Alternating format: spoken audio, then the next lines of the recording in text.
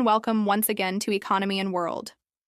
$19 billion, 88 fighter jets, and a program designed to operate for more than 4 decades were not simply a budget announcement or a technical upgrade for the Air Force. They became the moment that placed Canada in front of one of the most sensitive questions in its recent defense policy: how far a country can truly claim to control its own security when the systems that sustain it depend on infrastructure software and decisions made outside its territory. That was the real meaning of the contract approved by the Canadian government to acquire 88 F-35 fighters for an approximate value of $19 billion, the largest purchase of American-made weapons in the history of the country, and at the same time one of the deepest long-term strategic commitments assumed by Ottawa in decades. Because the program was not limited to the delivery of aircraft, but involved the construction of new operational capabilities, the adaptation of air bases, pilot training, weapons system integration, the installation of digital infrastructure, and a permanent cycle of technical upgrades that would extend for at least 40 years. However, the debate that opened in the Parliament of Canada did not focus only on financial cost or on the need to renew the combat fleet, but on the true nature of the system that the country was about to adopt as the backbone of its air defense. A significant part of the opposition publicly proposed the total cancellation of the contract and its replacement with a European alternative, the Swedish Gripen fighter, not as an ideological gesture or a short-term political signal, but as a response to a technical and strategic vulnerability that had gone almost unnoticed by public opinion for years. The core of that argument was not in the aerodynamics of the aircraft, nor in its stealth capability, nor in its operational range, but in its digital architecture. The F-35 had been conceived as a combat computing platform, not simply as an airplane. More than 8 million lines of code controlled its critical systems, from sensor and radar management to threat identification, data fusion, secure communications, tactical links, and electronic warfare systems that determined its survival in a modern combat environment. Within that digital ecosystem, there was a particularly sensitive component known as mission data files, which functioned as electronic combat manuals capable of telling the system how to identify specific enemy radars, how to classify electronic signatures, how to plan routes through hostile airspace, and how to disrupt adversary communications. Without these files being properly updated, the aircraft retained its ability to fly, but lost a large part of its operational value against next-generation air defense systems. The critical point in the Canadian debate emerged when it became clear who actually controlled the creation and updating of those files. All versions of the F-35 operated by most allied countries depended on a specialized team of around 90 people located at an air base in Florida, responsible for developing and validating the mission profiles that allowed each aircraft to operate effectively. It was not a multinational structure nor a joint allied center, but an American unit that concentrated the global update capability of the system. In practical terms, this meant that Canada did not fully control the real combat capability of the aircraft it was about to acquire. Without the regular supply of software updates and mission profiles from that center, an aircraft whose unit cost was well above $80 million could see its usefulness against contemporary threats seriously limited, because the value of the system did not lie only in its physical design, but in its continuous integration into a digital architecture managed from the United States. When the Parliament of Canada examined how many countries operated the F-35 with full autonomy over their combat software, the answer was revealing. Only Israel had a real level of independence, thanks to a specific variant developed under exceptional agreements that allowed national engineers to install and manage their own code and their own mission systems. The rest of the operators, including Canada, Germany, Japan, South Korea, Australia, Poland, the Netherlands, Belgium, Norway, and Finland, depended on the same centralized update system. This meant that the Canadian program of $19 billion did not represent only the purchase of 88 aircraft, but the acquisition of a system whose critical operability would remain tied for decades to decisions taken outside the country. The debate stopped being a discussion about technical performance and became a question of strategic control. The discussion gained even more weight when a recent precedent that had been closely followed in Ottawa was introduced. In an international conflict, the United States temporarily restricted the supply of certain critical components related to radar systems and the maintenance of a partner country combat aircraft, which directly affected the operational availability of its air force at a moment of high tension. This episode showed that dependency was not a theoretical hypothesis, but a real vulnerability. But the point that ultimately tilted the debate in Canada did not occur strictly within the military sphere, but in the commercial and industrial domain. In a later episode, the American administration had threatened to withdraw certifications and apply tariffs of up to 50% on aircraft manufactured in Canada, including regional business and private aircraft, a measure that could affect more than 5,400 Canadian-made aircraft operating in the American market. The trigger for that threat was not a serious air safety problem or a major structural technical failure, but an administrative disagreement linked to certification processes for certain models. Despite its bureaucratic nature, the episode was interpreted in Ottawa as a signal that commercial and regulatory instruments could be used as mechanisms of political pressure very quickly. From that moment on, for a significant part of the Canadian debate, the question ceased to be whether the F-35 was the best aircraft available from a military standpoint, and became whether Canada could afford to base the backbone of its air defense for the next 4 decades on a system whose critical core remained under external control.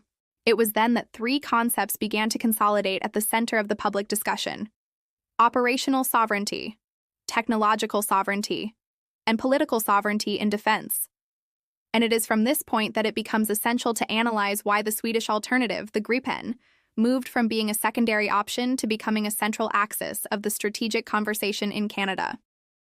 In the next part, we will look at the real figures behind that alternative, its industrial structure, and what it meant, in economic and geopolitical terms, to shift for 40 years the base of Canadian air defense outside the technological orbit of the United States.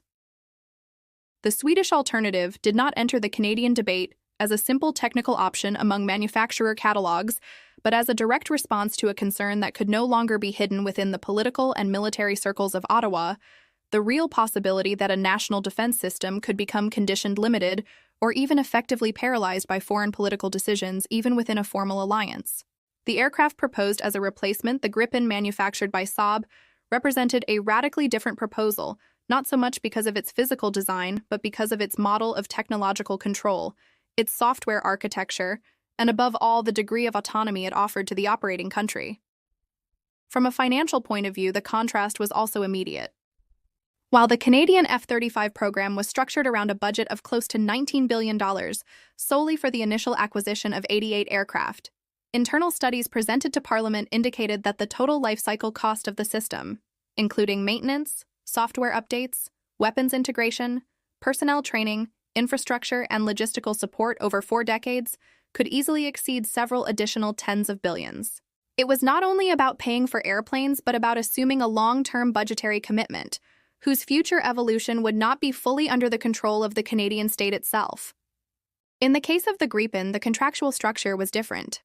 The acquisition models evaluated by the Ministry of Defense included not only a lower unit cost per aircraft, but also a broader transfer of technical capabilities, direct access to the code of certain critical systems, the possibility of integrating national sensors, and a greater margin for Canadian engineers to intervene in the operational adaptation of the system. For many decision-makers, the difference was not so much in maximum combat performance, but in who actually held the keys to the system. And here, one of the first emotional shocks appeared and began to resonate strongly within the parliamentary debate itself.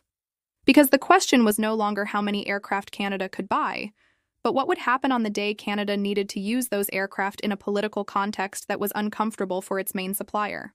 That scenario, which for decades had been considered unthinkable among historic allies, stopped being abstract when recent precedents were observed in which logistical restrictions, spare parts blockages, and administrative decisions had directly affected the operational capability of Allied air forces in the middle of real crises.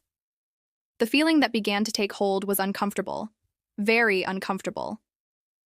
Canada was not considering a theoretical problem of sovereignty. It was asking itself whether its defense capability could become trapped in a relationship of technical dependence that offered no rapid solutions in the event of political deterioration. Concern intensified when data published by Project Ploughshares, one of the leading Canadian research institutes on defense and security, entered the debate. Its report, released in 2025, analyzed the real distribution of industrial benefits from the F-35 program among the participating countries. The result was clear. Nearly 70% of all production subcontracts in the program were concentrated in United States companies. 70%. This figure dismantled one of the narratives most often used to justify Canadian participation in the program, the idea that the system generated balanced industrial benefits among partners. In real terms, Canada was not only buying a highly dependent system from an operational perspective, it was also largely financing an industrial chain concentrated outside its own territory. $19 billion thus became a figure with a new meaning. It no longer represented only an investment in defense, but a structural investment in technological dependence, logistical dependence, and industrial dependence. And the international political context made this even more troubling.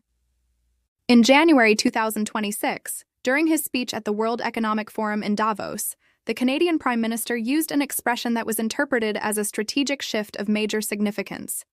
He spoke of the need for middle powers to build mechanisms of cooperation to protect themselves against what he defined as economic integration used as a political weapon. That formulation did not refer only to trade, tariffs, or investment flows. It referred to critical infrastructure, supply chains, technological platforms, and, increasingly clearly, defense systems. The potential cancellation of the F-35 contract thus became the first major test of that new narrative. It was not a symbolic gesture. It was a real test.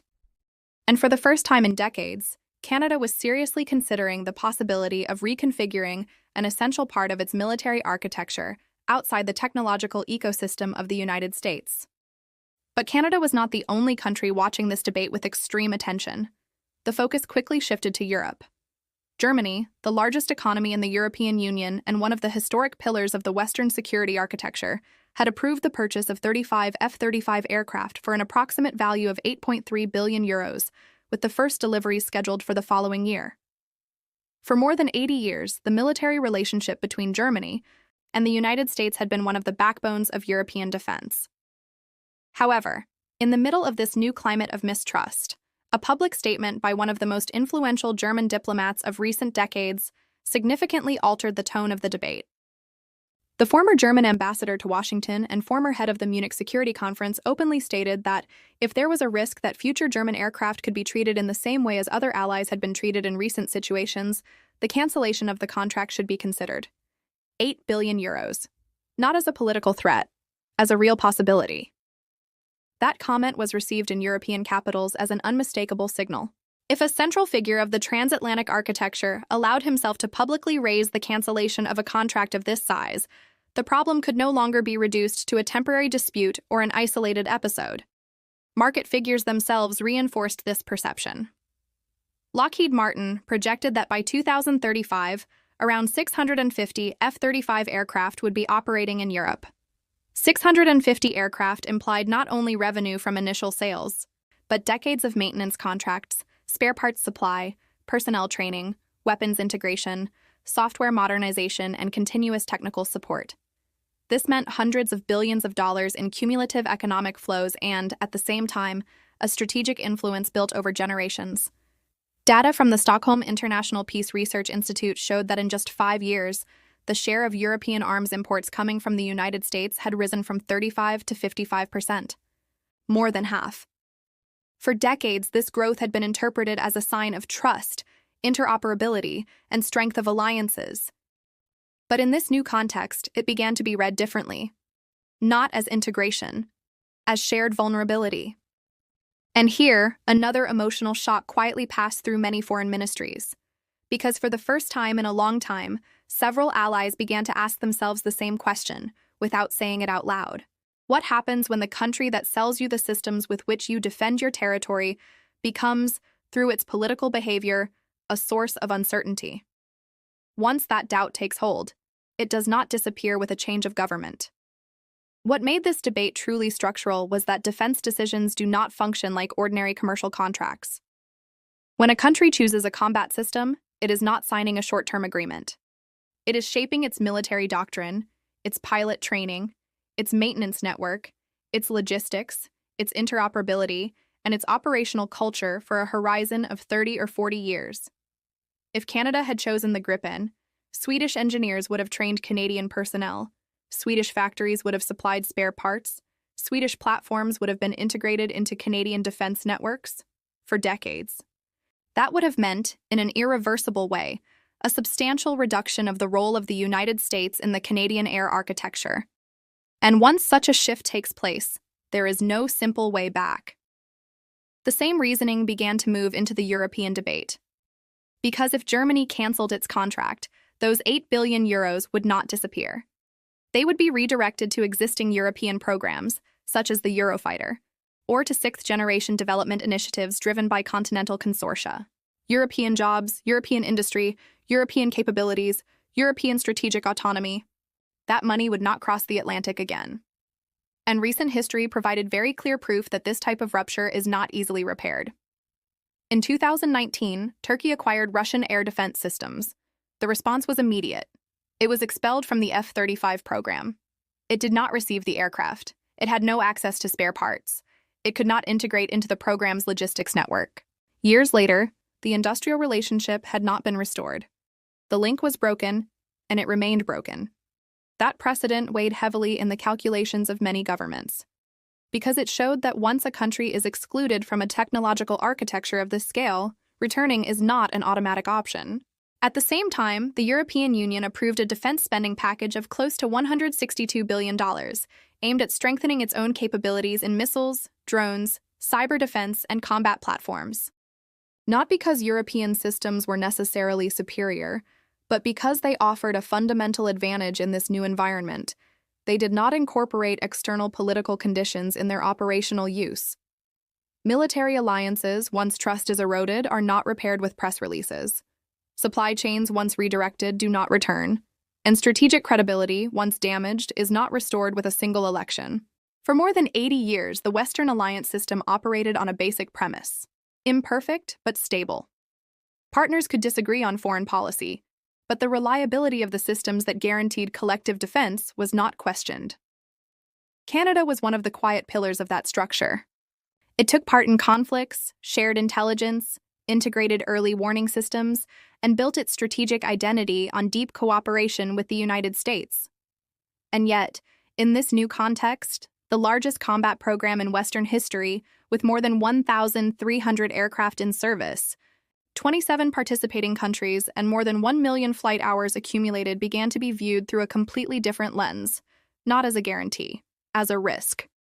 The commander of the Canadian Air Force told Parliament that the F-35 was, from a technical point of view, the only system fully capable of operating against advanced great power threats. He was very likely right. But the argument that began to dominate the public debate was no longer technical. It was political. It was strategic. And above all, it was deeply emotional. Because what was at stake was not only the ability to intercept a target in national airspace. It was the underlying question that no government wants to ask out loud. Can a country hand over the core of its national defense to a partner that has shown that cooperation can be conditioned by changing political interests? And that is why, even though Canada did not immediately cancel the contract, clear signs of strategic hedging began to appear. Smaller contracts with non-United States suppliers, joint development programs with European partners, discrete initiatives to diversify the industrial base, not ruptures, preparation. And all eyes, silently, remained fixed on Berlin. Because if Germany turned those words into official policy, Canada would have the political cover it needed to take the next step.